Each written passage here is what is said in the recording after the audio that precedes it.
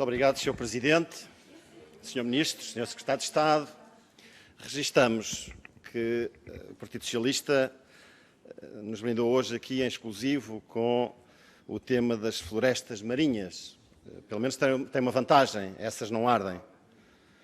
Sr. Ministro, Sr. Secretário de Estado, ouvir o Ministro do Ambiente que tutela as florestas falar de visão que tem para a Floresta Nacional e conhecer a realidade do território nacional deixou de ser desadequado ou utópico.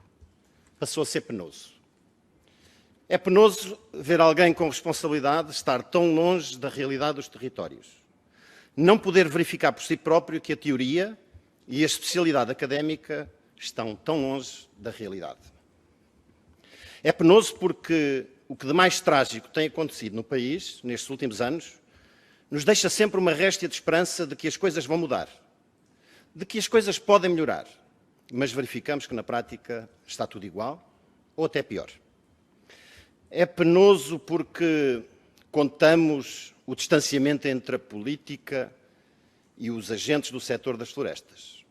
Dos agentes políticos que não colaboram e podem, e pouco, interagem com os agentes económicos e que não confiam e até desconfiam dos técnicos florestais das associações.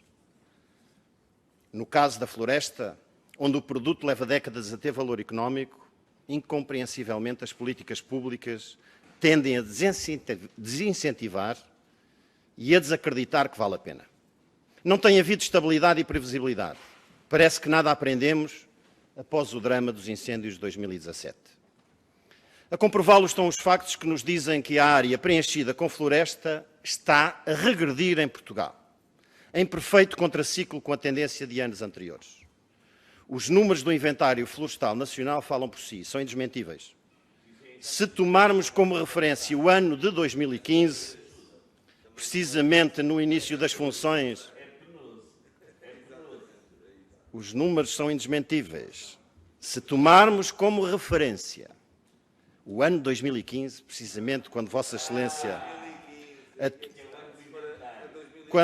Excelência assumiu funções de Ministro do Ambiente, o Pinheiro Bravo, que ocupava grande percentagem da floresta portuguesa e que desapareceu, 42%, Sr. Ministro, passou a ser ocupada por espécies invasoras.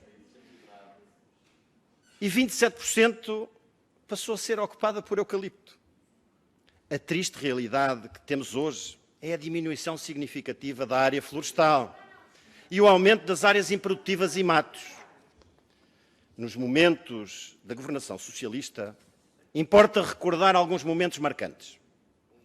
Há cerca de um ano, em maio de 2019, o Sr. Primeiro-Ministro António Costa dedicou um debate quinzenal sobre a floresta e, em particular, sobre a estratégia integrada para os incêndios rurais. Disse nesta casa, em plenário na Assembleia da República, nunca se fez tanto pela floresta como agora em Portugal. A reforma da floresta é a maior desde o tempo de Dom Dinis. Estas afirmações, 2 anos após os maiores incêndios rurais de que há memória, juntam-se a outras tais como nada ficará como de antes.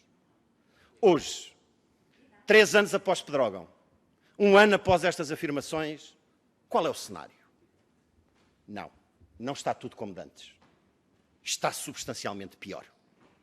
Onde nem o valor económico da floresta já tem lugar. Ignora-se que o setor florestal representa 8,8% das exportações nacionais, 14% do emprego, ocupando cerca de 40% do território nacional.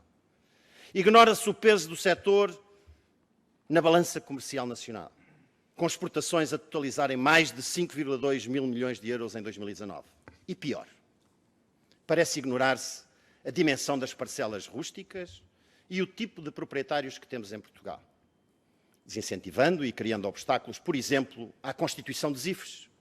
Conheço um caso em particular, Sr. Ministro, numa zona de minifúndio, no concelho de Ourém, distrito de Santarém, onde o trabalho herculeano de juntar proprietários foi em vão, porque infelizmente em Portugal o peso dos técnicos do Ministério do Ambiente vale mais que os mesmos colegas de curso que têm uma opinião diferente.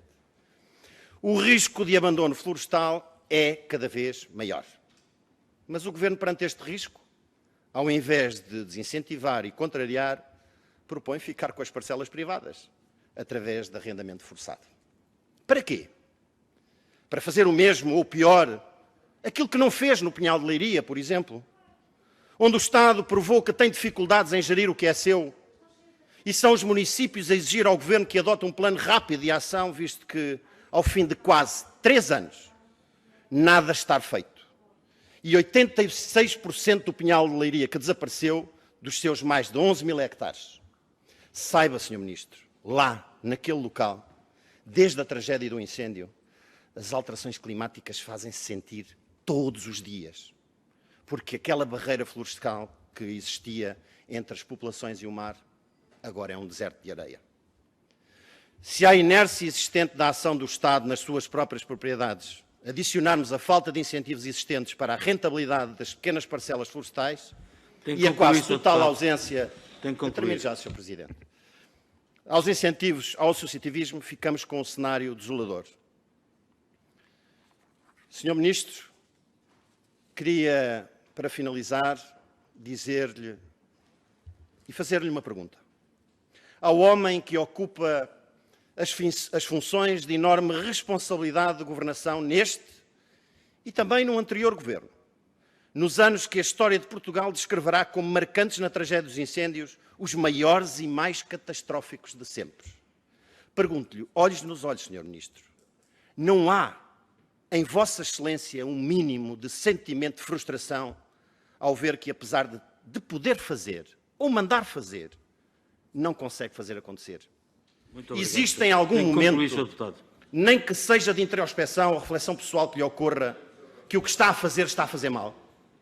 Muita desgraça já aconteceu, mas estará sempre a tempo de lutar para evitar que mais aconteça. Pode contar com os contributos do PSD para ajudar a salvar a floresta portuguesa, caso o seu ego lhe o permita. Muito obrigado.